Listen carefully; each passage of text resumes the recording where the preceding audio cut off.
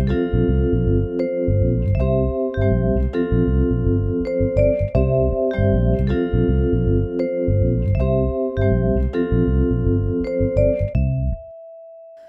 and welcome back to the Draw Pod. It's me, your host, Elyse.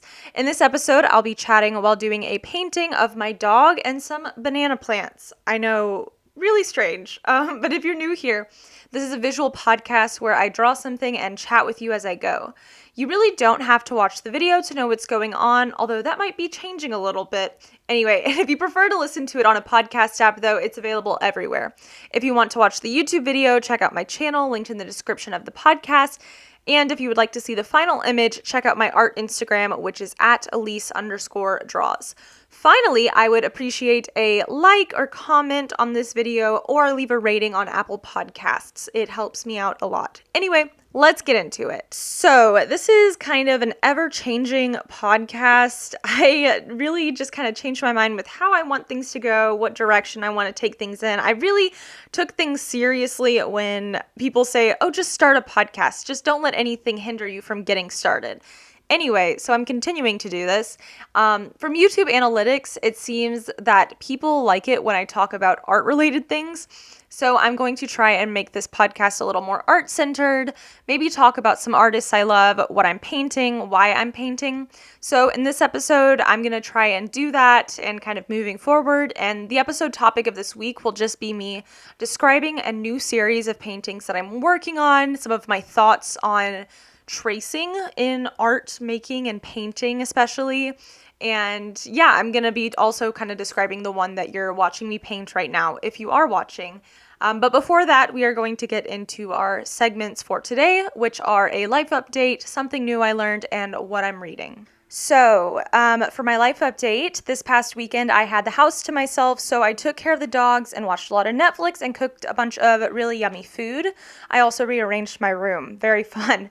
Of all the food that I made, though, my favorite was this pizza I made last night, which was absolutely delicious. It was homemade.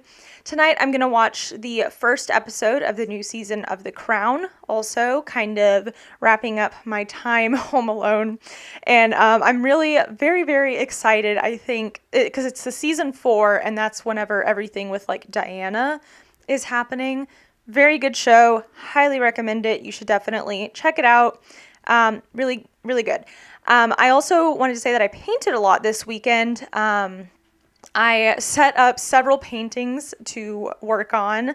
I have one, which is the one I'm drawing or painting in this episode.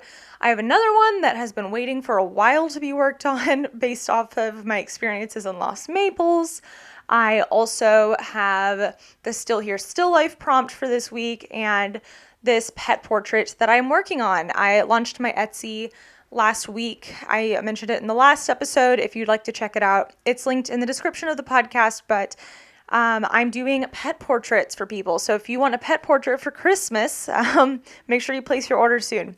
Anyway, so yeah, I did all of that and set up a lot of paintings, and I just had a really good time hanging out with myself. Oh, the other painting related thing that I did this weekend was paint a really bad painting.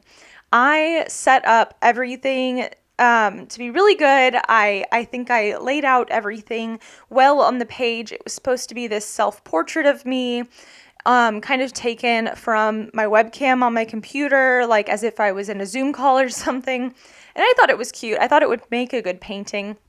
It didn't. What I learned, the thing I got from it was that let's see, I learned a few lessons. One lesson being, don't overwork your painting. If you are working on something and it looks good enough, just take a break and move on to another section of the painting, or just take a break in general. So I learned that. I also learned the importance of having this burnt sienna warm toned underpainting. That is so important, especially whenever painting people, like I was painting myself. The cooler undertone that I did for, I think, last week's painting worked really well for that scene because there weren't really any people. There wasn't a lot of warmth in the scene. It was kind of cold. But I need to just get past the kind of novelty or funness of doing a strange colored underpainting because burnt sienna is really just the way to go. It just works really well for me and for painting. So that's something I learned as well. So I spent like several hours on that painting and it just turned out horribly, but I didn't really feel too down about it. I'm really working on painting a lot, and yeah, it was just nice to spend time working on it. So yes, that's kind of like generally what I've been up to this weekend. I'm also trying to figure out the extent to which I will do Vlogmas. I'm thinking I want to participate in it in some way, but I don't know how. I don't really think I'm interested in doing videos every single day because that's a lot, and I don't know if that's really what my audience is interested in, but I think I might just make it where I am uploading an extra time every week, so I'd be uploading 3 times a week, and that video would just be a vlog. So we'll see what I end up doing, but just wanted to mention that. If you have any feelings about it, let me know. But so I did that, and yeah, also the last thing I just wanted your opinion on, if you would like to give it to me, if you know me, text me or just comment on the video. But what the heck do you like or dislike about my podcast? Please let me know. Please be critical, maybe nicely, but I just am trying to figure out how to make this a better experience for my listeners. I really enjoy the premise of it being me painting. It's been so important for me to be doing these episodes and painting and making art every week, and it's really gotten me to where I am now, where I'm constantly creating. So I'm so thankful for what that has brought to me. But I feel like the content of it might be a little lackluster. As I mentioned earlier, it seems like you guys like it when I talk about art, so I'm going to try to do that. But if you have any opinions, please let me know. So now moving on to the second segment that I go through is something new I learned. Anytime I watch The Crown, which is the show about Queen Elizabeth's life, it's on Netflix. I don't know if I've mentioned that already or if you knew that, but I inevitably go down a rabbit hole of Wikipedia searches every time I'm watching it. It's really fun. Sometimes it leads me, to more information about the royal family, and now I know a lot more about that. Or it will take me to a completely other place, which I will describe in what I learned new this week. So here are the 2 bits of important info I want to share with you. 1, Useful Charts is one of my all-time favorite YouTube channels, and I love learning about family histories and stuff on there. Please check it out. I love listening to it whenever I'm painting. It's one of my favorite things. They have like biblical genealogy, family tree. They have like who would be the Roman emperor now and tracing different lineages, who would be the king of the United States if we had continued to have a king. Anyway, cannot recommend it enough. And they have several videos on the royal family. And what I learned new about this is just that I absolutely love learning about this kind of thing. So check that out. And the other thing that I learned from my Wikipedia rabbit hole deep dive is the Texas dip. So I was reading about Camilla, the Duchess of something. I'm sorry. Is it Cornwall? I'm not sure. Don't get mad at me. Anyway, I was learning about her, reading her Wikipedia page, learning about the relationship she had with Charles. Didn't even finish that because I went down to the next page about, I found out she was a debutante. And then I was like, interesting. Then I read about the history of debutantes in the United Kingdom. And then that brought me to reading about debutantes across the world. I'm going to pause quickly here and say, if you don't know what a debutante is, I don't have a great idea of what it is either, but it's basically this thing where, at least in the United States, young girls, not like young, but like maybe like 19, 20-ish year old girls will dress up in white dresses and like fancy gloves and just look super fancy. And the ceremony is kind of to present themselves to society. Traditionally, it was saying like, hey, I'm ready to get married or something like that, or I'm available. I don't really know. It's a strange tradition, but it's something that is pretty popular in Texas. And this brings me to the Texas dip. So I was reading about debutantes in general, and something in an article mentioned the Texas dip, and I was like, what the heck is that? So then that got me to watch videos to see what the dip is, and it's very strange. So I don't know how to best explain this in just like telling you, but it's this like way of curtsying or bowing that's very elaborate. And when the girl comes up, I guess to present herself on the stage, she is standing up, puts her arms out, and then kind of slowly lowers herself to the ground onto one knee, and then kind of crosses the other leg in front of it, and then like completely goes all the way down to the ground, and then comes back up and is smiling. It's so strange, but this is the new thing I learned this week, that girls in fancy outfits presenting themselves to society in Texas do this thing called the Texas dip at these debutante balls. So can't relate, never been a debutante or anything, but that is something new I learned this week. Now for just a book update. I finished Blink yesterday, so that brings my books read total to 20 books for this year, which is pretty good. The book itself was pretty good. I think I liked it more than the other Malcolm Gladwell book that I read, which was Talking with Strangers. It's his newer one.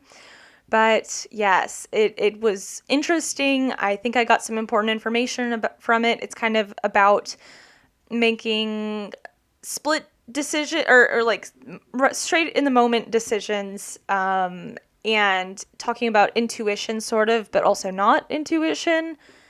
It's interesting, like all of his books.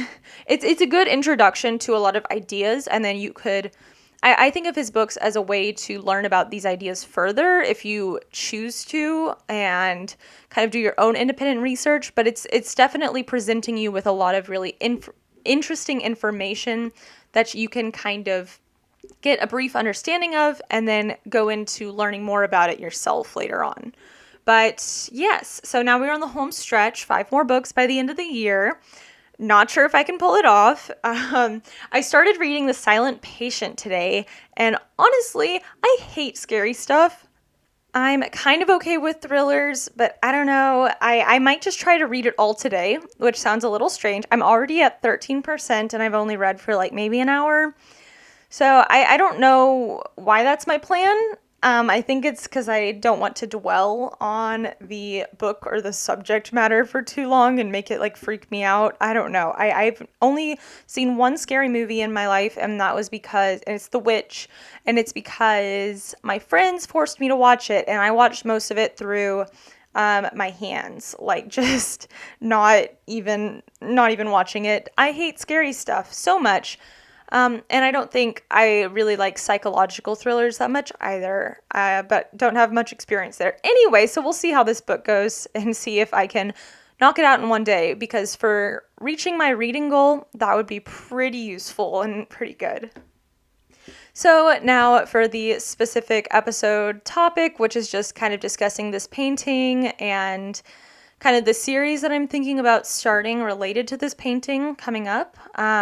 So yeah, this painting that I'm doing, I've hopefully inserted kind of the reference picture that I'm using that I took in this, and I really thought it was just something funny, something weird. We have these banana plants that I adore. They're like my pets inside of our house right now, because they don't do really well underneath, like, honestly, they don't do well beneath 50 degrees Fahrenheit, but especially 40 degrees. If they go under that, they're probably going to die. So I have them come inside every year. And yeah, so it's a nice little tropical getaway for my dog in this corner, which is kind of where she has her bed and all of her toys. And I just thought overall it was a pretty funny scene going on. So I wanted to paint it, and that's something that I've been kind of interested in exploring more and learning about and paying attention to, which is just like these kind of strange things that I see in my home and in my neighborhood, kind of, both inside and outside the house. Kind of this also came from me going on walks so frequently. And yeah, I might do another one where it's like these, I love Halloween decorations and like Thanksgiving decorations too. And there's this one house that has these great turkey inflatables in front of their house right now. And I just think that's really fun. I like looking at the oddities of kind of my existence right now, which can seem a little stagnant at times because I am at home looking for work, trying to keep myself busy. I've been doing this for the past, 7 months, 8 months? I've lost track of time. But yeah, I don't know. Like, this is just kind of an odd scene in a pretty ordinary place, just like a home. So that's kind of what I'm trying to explore more in these new pieces. I wouldn't necessarily call it a series quite yet, but it's just something that I am paying attention to and trying to capture more images of so I can paint things. Because I've also been just trying to practice my painting skills and improve on that. I feel like that's something I sort of missed out on in college. I concentrated on drawing whenever I was in undergrad, and I'm really happy with that decision overall because I think it's kind of the foundation of all art that you make. But I'm kind of upset with that. I didn't get to really pursue painting further and learn more about it. And now that I've kind of found ways to make painting a part of my everyday life and something that's not just a big production and having to pull out a bunch of paints and deal with cleanup. Like, I kind of have a schedule or like a good process of cleaning up my paints and taking care of my supplies now. And now that I have this palette that keeps all of my paint wet, and like not drying up, it's made my life so much easier, and I feel like I'm wasting less paint. And yeah, it's just something I can more casually jump into instead of making a big production out of it. Anyway, whenever I was in school, I just had palette paper and nothing really special when I took painting one. And obviously that's going to dry up fast and you can spray it with water, but it's just still going to dry up, and then you don't mix enough paint. And I mean, I still run into these issues from time to time when I've been painting lately, but now I'm aware of ways to make my life a lot easier, and I've learned that acrylic painting doesn't suck because what I'm doing now is basically acrylic painting. It's acrylic gouache, but it behaves pretty much exactly like acrylic from my memory. I just kind of I do more kind of like washes. I don't know if I'd call it that or if that's the proper term, but I can do kind of thinner layers layered over each other, which is what I get from the gouache. But the acrylic is definitely something that dries up a lot faster on the paper itself, and it's more permanent. I can't just lift it up like I would with watercolor. And yeah, it's just been a really fun, rewarding process to really explore painting more and kind of find out who I am as a painter and find the ways that it's actually pretty similar to drawing and shading. That's been something I've enjoyed kind of discovering from this process. And yeah, I'm just excited to make more paintings. I'm excited to fail more and learn more lessons from this. But yeah, it's been really fun and something I've been thinking a lot about lately, especially with this painting and with some of the other ones I've been doing, referencing images. I have been thinking a lot about tracing and kind of graphite transferring, I guess, which is the same thing, sort of, and kind of the artistic ethics of that.